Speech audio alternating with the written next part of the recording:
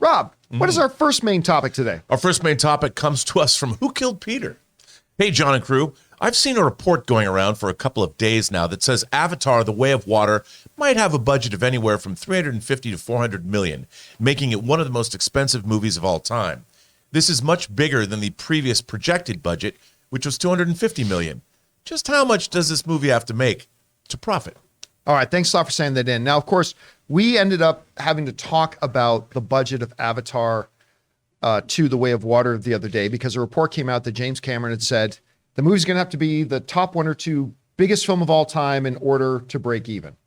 Now, of course, we broke that down, and that was complete nonsense because the film literally would have had to have cost $1.1 billion in order to have to do this. So we speculated, you know what, James Cameron wasn't talking worldwide, he was talking domestic. Because if you look at the biggest domestic films of all time, now you're talking in the $800, $900 million range, and that seemed to make more sense. Well, now, according to reports like this one that's coming up here on the screen, we now do know what the actual cost of the movie is. According to the Hollywood Reporter, the cost of the movie is coming in, according to them, $350 to $400 million. Now, the funny thing is that doesn't even make it the most expensive film of all time, but I believe it puts it in the top 1, 2, or 3 of that whole thing. So in asking the question and becoming one of the most expensive films at all time, how much does Avatar actually need to make? Now that we know it does not need to make $2 billion to break even, well, how much does it cost to make? Well, we're going to go back to the old formula here. So let's go into the Campea classroom here for just a second. Okay. Now, again, I've gone through this before, but we keep getting asked about it, so I'll just mention this one more time. When you're looking, what I was told by the vice president of acquisitions at AMC Theaters when I worked there, and this was the guy who was responsible for acquiring the films, what was going to come in and be on AMC screens. His basic thing to me was the formula was simple. It's this.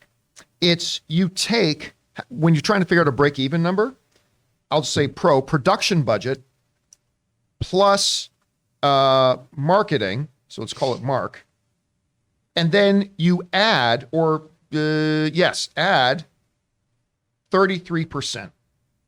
So that's the basic formula. If you want to know, just general rule of thumb, this isn't exact science, you said just generally, if you want to have a general idea about how much a movie needs to make at the box office in order to be profitable, you take the cost of production plus the cost of marketing, and then you add about 1/3, you add 33%. And that should equal, we'll just call BE, break even. All right. So let's go with Avatar or A2, Avatar 2. So if they're saying the production budget equals, say, 400 million, let's say that this is going to be one of the most expensive marketing campaigns ever. Okay. So let's say the marketing equals, well, not the most, but really, really up there. Let's say 200 million. Okay. Well, now you're talking about $600 million, add about 33%. That's roughly another $200 million. So you are looking at an $800 million break-even point for Avatar 2, which, if you go back to our conversations about the James Cameron saying it needs to be one of the biggest things of all time, and we said he probably meant domestic, this number represents that. It represents one of the biggest domestic box offices of all time. So in actuality, I mean, this is a general rule of thumb, but in actuality, you're probably looking at $800, $900 million is going to need to break even. Obviously, that's a far cry from the $2.1 billion some people are speculating it was going to need.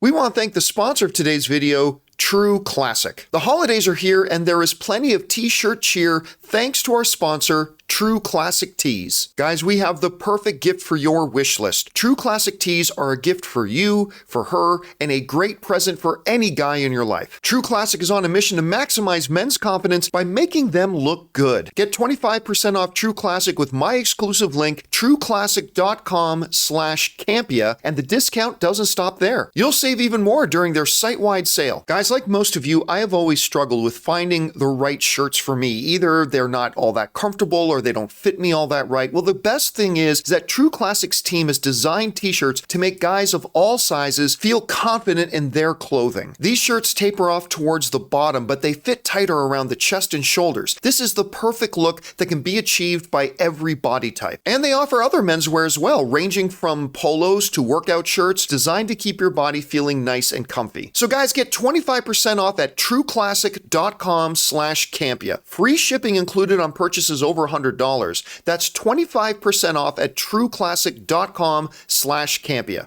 But Rob, while $800 million is nothing compared to a $2.1 billion people are saying it's going to make, this is one of the most expensive films ever made. And unlike some of those other films that are in the top 1, 2, or 3, which had massive behind-the-scenes drama where they had to stop filming and then go back and reshoot and do blah, blah, blah.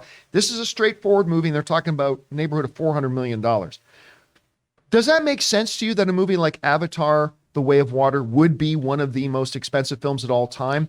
And does an $800 million in that neighborhood target, is that a manageable break-even point, or could this movie be in danger of being a money loser? Well, I mean, of all the movies ever made, I would bet on this one. But there's also a number that people always forget when they talk about box office and how much money a movie needs to make to break even. And it also deals with studio accounting. There's studio overhead. And that doesn't like a movie is a business unto itself. You create a new LLC, and there's the production budget of the movie itself.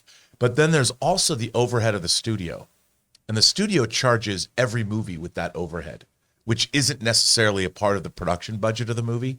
That comes in later, and that could be, depending on how creative you want to get with your accounting, a lot more money as well. That's why they always say, like, Peter Jackson would sue Warner Brothers, because Warner Brothers says, I know Lord of the Rings made $1 billion, but it has yet to break even, because they keep adding, and that studio accounting never goes away.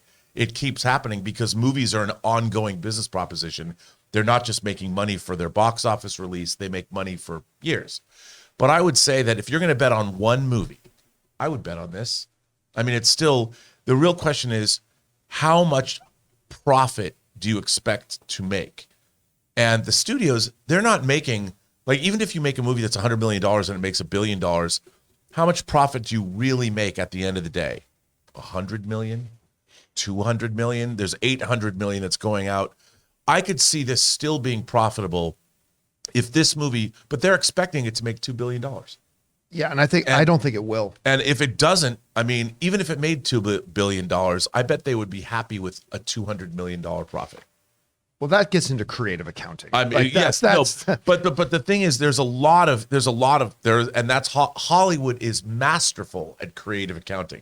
The Art Buchwald case in Coming to America, which people don't remember, but that was a big deal in Hollywood in terms of how people get paid. You've got everybody from Chris Carter suing Fox for double dealing itself with X-Files. I mean, there's so many different examples when you actually look at Hollywood accounting. You can make it so no movie looks like it was profitable. Yeah, if you wanted to. If you wanted to. Christian? But, yeah. You know why Fox sold to Disney? It was one of the reasons. Fox was the one that greenlit this a while ago, and Disney obviously put some. I wonder how much cost Fox put into this and how much cost Disney put into it, and how much, if Disney's going to lose if it doesn't make money, and how much. I guess they pick up a lot of the debt that Fox had anyway. When you buy the company, you buy the debt. They picked up all the debt, right? Yeah, so them.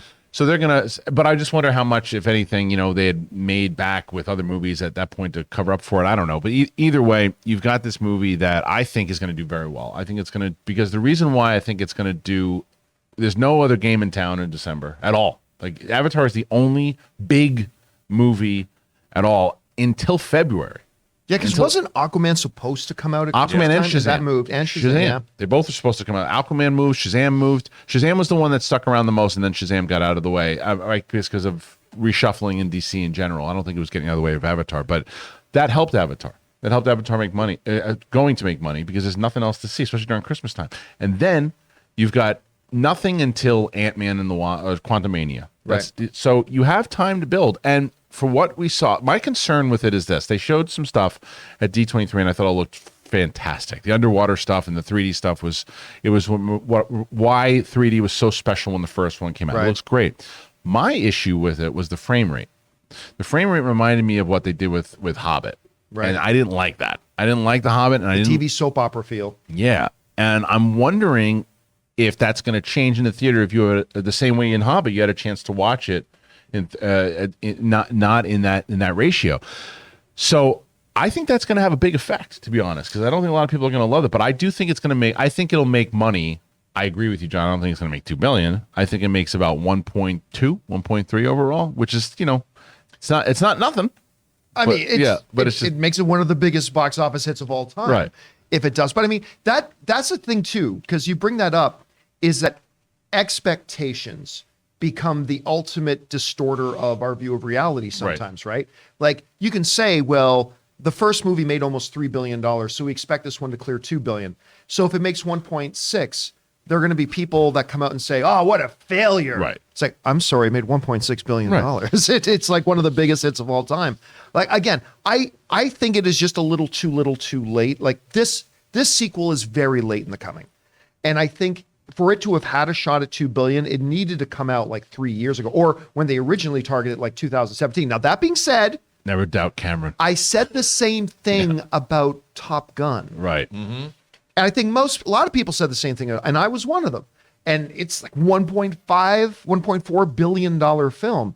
And again, I never doubt Cameron. That's why I'm sure this will be a hit. I just don't know if that hits that $2 billion. Rob, if I had to put you on the spot right now, feet to the fire, does Avatar 2 hit $2 billion? Well, my problem with answering that is I haven't seen it. And that's really what it comes down to. Right?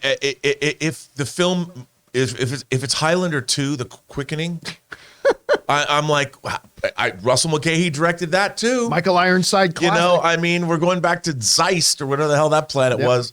I mean, going back to Pandora, if it's that, it ain't going to make $2 billion. However, if it connects, if it does what James Cameron does best, and the fact that it has an open landing, it could become a cultural event that everyone over the holiday season, it could be just the thing that people who are coming out of COVID, inflation, world wars, the World Cup, whatever strife, the divided country, this could be the great cure-all. And if it is that, if people get that emotional jolt and James Cameron delivers, this could become the cultural event of the end of 2022. And you know what could help that also? Is the fact that I love the first Avatar. I do too. There are not a lot of people, but there are a lot of people who don't like it. Think it was a ripoff of Dances with Wolves, or it has, through time. I'm both. It was a ripoff of Dances with Wolves, and it was great. Right, but I saw a lot of movies. What's that? It's opening in China, and it's getting too. a China release too, which is huge. But I think that what Rob is saying here also, if this movie, the second one, takes those people who are like, you know what, I didn't really love the first one, but I'll see the second one, and then they love the second one more than the first one, and they go, I didn't love the first one, but man, the second one's incredible, that could also boost it up tremendously. The repeat viewings of people who didn't think they wanted to see it in the first place. And I have to say, I think a lot of people that say they didn't like this movie that I hear online. The first one? Yeah. Never saw it. I mean, they never saw it in a theater. They might have In a watched it on theater. video. Right. Yeah, that's right, what I mean. right. They did not have the experience because, dude, this movie was a cultural event. Everybody saw it. Or forgot what it was like when they saw it. In the Yeah. How much did the re-release make? Does anyone know? It was a lot. I mean, for re-releases, the one that just came out? It was a lot. And I can't remember the number, but I think it was the biggest re-release other than the first time when they re-released the Star Wars Special Edition. Right. But that was when they changed the movie and everything. Yeah, it was like that. 96. This seems kind of goofy, but the other day, Taylor shot a video of us sitting here with a filter, an Avatar filter, and he put up Avatar playing on the screen. It was a scene where Jake Sully's getting out of his container, and you see the guys floating around in the ships in the background. And I'm like, and I turn and I don't know what it is about that movie. I was mesmerized. I haven't seen Avatar in years. And I was sitting there looking at it on the screen going, there's something, James Cameron can do something that you can never, there's a magic in his filmmaking. It's in Aliens, it's in The Abyss, it's in Terminator. Titanic. You can't look away, man. All right, guys, question is for you. What do you think about this? It does look like Avatar is indeed going to be one of the most expensive films ever made. And it's going to have a pretty high threshold for what it needs to make to break even. It's not $2 billion. But still, how do you think it's going to do? Are you looking forward to the movie? Whatever your guys' thoughts are, jump down to the comment section below and leave your thoughts there.